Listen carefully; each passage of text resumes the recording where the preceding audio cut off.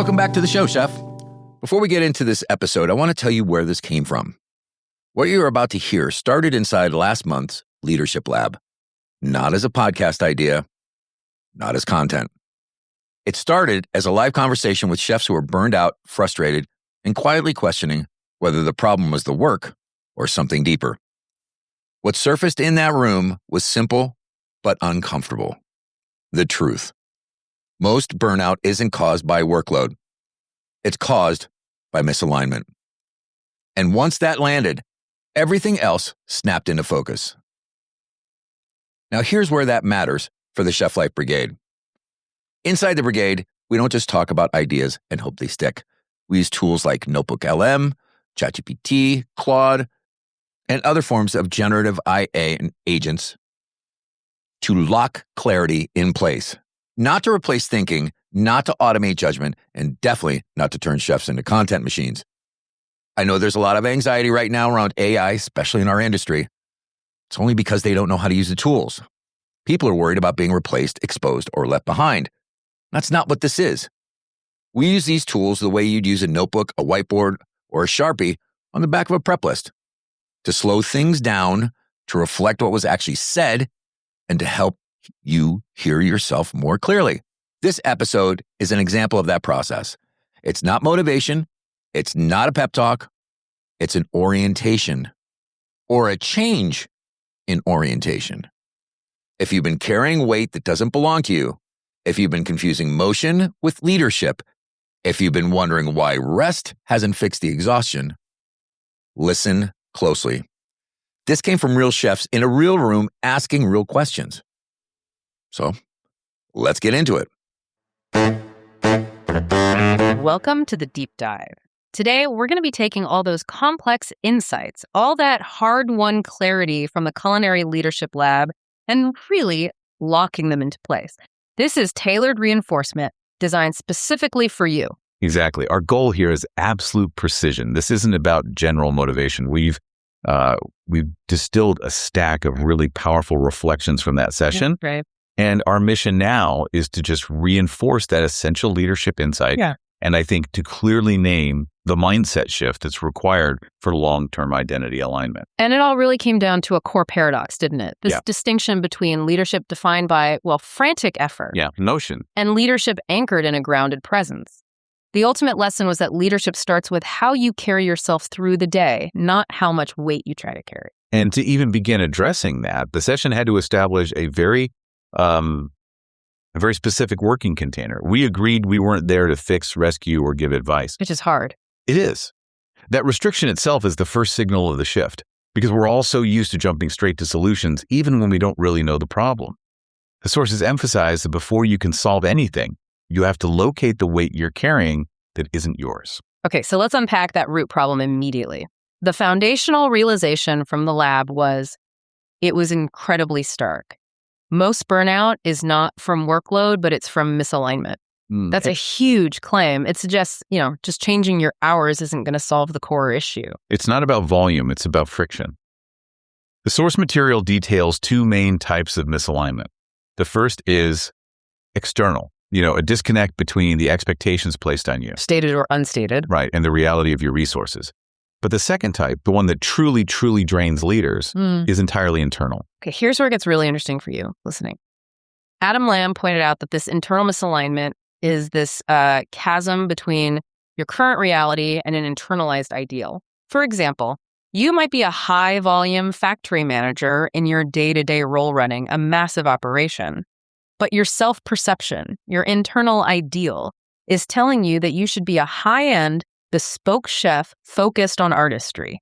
And that just creates this constant subconscious struggle. Every single day, you are fighting the reality of your job because it doesn't align with the identity you believe you should have. Right. That gap, that feeling of being an imposter in your own role, that is the true weight that leads to exhaustion no matter how many hours you work. So how do you resolve that? How do you stop fighting reality? Tony brought up the absolute necessity of operational definitions. This is so key. It is. If you're running a team or a business, what does that actually mean in practice? An operational definition, it just means both parties, you and the organization, have to be crystal clear and aligned on the specific focus, the priorities, and crucially, the boundaries of the role. Because without that clarity. Well, without it, even the most talented people are just set up for failure. They end up trying to be all things to all people. We saw that emotional clarity in Simon's realization. I mean, his company is called Culinary Mechanic, and he had to confront the raw fact that so much of his time was spent being, and this was his term, a theft mechanic. Just managing logistics, systems, processes. Exactly. And that identity was in direct conflict with the romanticized ideal of the chef that he was carrying around. But that confrontation, it's liberating, isn't it? Once he operationally defined his role as a mechanic who fixes systems, he could stop spending energy fighting reality and start actually leading within it. It gave him permission. It did. Permission to prioritize fixing the systems, which is what the business needed, rather than chasing this identity of artistry, which was just an internal demand. That shift from fighting the role to owning the definition of it, that's the first step toward presence. That makes perfect sense. And once you clarify the internal role, the next logical step is to address how you interact with the external system, which takes us to the framework for that, Adam Lamb's leadership loop. Yes, the loop. It provides a really necessary structure for leaders to move from just, seeing dysfunction to actually enacting permanent change. It has 5 steps, starting with sensing a problem. Which just requires presence, paying attention. That's it. Then you move to naming it. And the sources made a huge point here. Naming the problem automatically means you are owning it. You can't just name it and walk away. No. You can't name a problem and then delegate the responsibility for its solution or the consequences of naming it. It prevents system blaming. Oh, okay. When you own the problem you name, you stop waiting for someone else to fix the culture or the structure. It puts the responsibility for modeling the change squarely on your shoulders. So after naming and owning, you communicate it, and then you have to model the correct behavior yourself. Exactly. And those first 4 steps, sensing, naming, communicating, modeling, they're challenging enough. But the sources all emphasize that the real difficulty, the true test of presence, is that final step. Holding the line. Holding the line. And why is that so hard? Because it requires you to face friction head on. As the lab session revealed, keeping people happy is not necessarily the same thing as providing a safe, fair, and equitable environment. Right. So if you try to create an equitable environment, let's say by enforcing a new rule that everyone clocks out on time, no more mandatory overtime, you might get pushback. You will get pushback from high performers who like to overwork or from managers who feel their safety buffer is now gone. And that initial discomfort, that means you're choosing integrity and long-term health over short-term emotional comfort for other people. Exactly.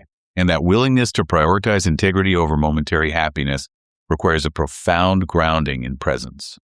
Which brings us right to the core mindset shift the coaching session was targeting. Moving away from extracting self-worth from effort. And anchoring it in presence and clarity. Let's look at the honesty in those reflections about unnecessary weight. Simon, again, he talked about constantly over-delivering in his coaching role. The spreadsheets. Creating these elaborate, non-core deliverables, like spreadsheets, for clients that hadn't even asked for them. He recognized he was prioritizing motion over impact. He was trying to prove his worth through the sheer visibility of his work.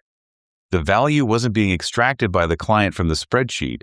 It was being extracted by Simon from the effort of creating it. It's a self-validation mechanism. Totally. Disguised as excellent service. He realized his self-worth was dependent on his effort, not on the client's actual needs or the results. And if you're listening, we all have our version of Simon's spreadsheets, don't we? That extra email, that report that's way too detailed, the non-core task we tackle just to feel busy. It's universal. Now, contrast that internal extraction with Tony's challenge, which was more external. Tony struggled with carrying the emotional weight of outcomes after she'd provided consultation. She could give perfect advice, but then she'd ruminate over whether the client implemented it successfully or if the result was perfect. That's the external personalization of failure. You've done your job, you've modeled the behavior, but you can't control the client system or their follow-through. And that inability to control the result becomes a huge source of stress. It is the ultimate source of emotional clutter. Tony had to consciously practice the phrase, "not my circus, not my monkeys," just to create emotional boundaries. So the synthesis of both Simon's, his effort extraction, and Tony's outcome personalization is the key reinforcement. Stop seeking internal fulfillment through excessive effort and stop seeking external validation through controlling results. Instead, ground your leadership in presence and clarity. So the shift isn't about being lazy. Not at all. No. It's about ensuring every single unit of effort is perfectly aligned with the operational goal and that it isn't being used as a crutch for your self-worth. Yeah. When you are present, you know what's yours to hold and what belongs to the system or the client. That's identity alignment in action. Yeah. And that realization of personal agency, of what you control and what you don't, that brings us to the final and maybe the most challenging part of the coaching conversation, the power of choice. The sources reference that anecdote about a woman at a retreat who feared that real transformation, real deep-seated change, might ultimately lead to her leaving her husband. Right. And that just illustrates the sheer terror of admitting you still have a choice. It's terrifying because choice carries risk.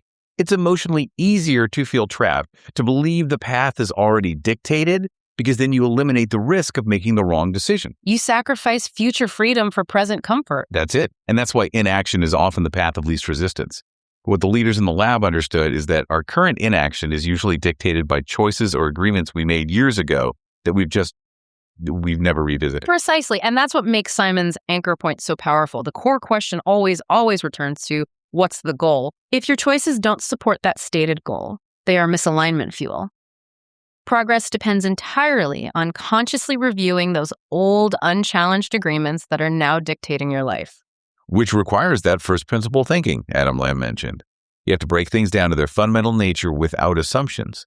And I think Adam was saying that beating yourself up over a past choice is just unproductive. Of course. Because a choice that was valid then might no longer be valid today. Context changes everything. Right. And Tony added to this, emphasizing that finding peace isn't about sticking to one single answer. It comes from understanding the system and the current context. The choices you made when you were a chaotic floater manager are probably irrelevant now that you're building a structured new company. You have to be present enough to assess the rules of the room now. And that just ties it all together, doesn't it? The central lesson is the importance of slowing down, of being present, to ask questions in the moment. Rather than operating on old assumptions, old choices, or old definitions of who you should be, you have to be present to the reality of the room, not the memory of a past kitchen. And when you're truly present, you're grounded. And the need for all that excessive effort, it just melts away because you're operating from a place of clarity. So let's bring this all back to you, the listener.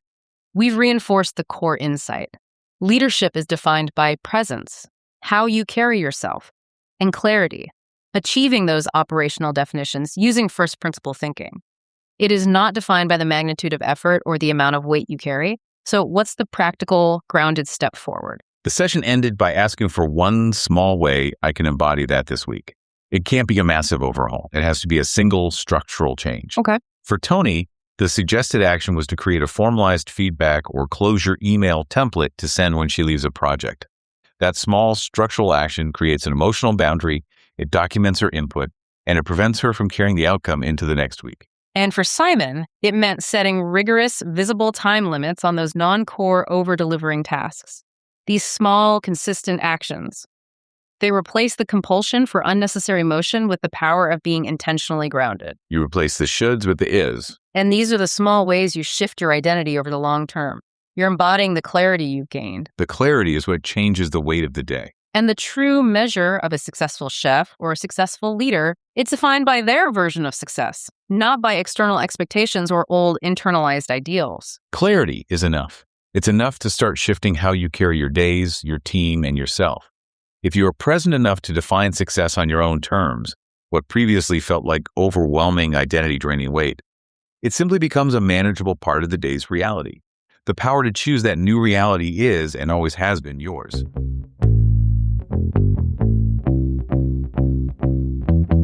What you just heard didn't come from theory. It came from chefs in a room doing the hardest work of all, slowing down long enough to tell the truth about where they're misaligned, experiencing that truth in real time, but reflected back from a third perspective. Inside the Chef Life Brigade, this is how we work. We use conversations like this and tools like generative AI not to replace thinking, not to automate leadership, but to help chefs hear themselves more clearly and hold on to that clarity once it shows up. Because once you hear your words coming back to you from a new angle, it changes how you hear it and how deep it goes. Really? Did I say that? I don't remember that. I know there's a lot of anxiety right now around AI in our industry. This isn't about being replaced or left behind. It's about using the right tools to steady yourself, reflect honestly, and make better decisions on purpose. And on time. If this episode resonated, you'll find more of this work, along with live conversations and practical support, inside the brigade. And a quick thank you to our sponsors who help make these conversations possible and support chefs doing the work of staying in it without losing themselves. Our friends at AB Tech Culinary Program in Asheville, North Carolina, and Carolina Health and Wellness, doing their level best to keep me in the best shape of my life. Links are in the show notes. Until next time, stay tall and frosty and lead from your heart. Yeah, your heart. What? Yeah, I'm coming. I'm almost complete. That's a wrap for today's episode of Chef Life Radio. If this resonated with you, do me a favor, subscribe, share, and leave a review. Your feedback helps us reach more culinary leaders like you who are ready to take their kitchens to the next level. Want more? Connect with me on LinkedIn, Instagram, or join our Chef Life Radio community for exclusive insights and leadership tools. Remember, leadership isn't about perfection, it's about progress. So take what you've learned today and apply it in your kitchen, your team, and your life. Chef Life Radio is more than just a podcast, it's a movement. The focus is no longer just on career survival, but on transforming leadership, creating sustainability, and ensuring chefs can build kitchens that thrive. Remember, the secret ingredient to culinary success isn't just in the food, it's in the leadership. Keep learning, keep growing, and as always, lead with the heart. See you next time.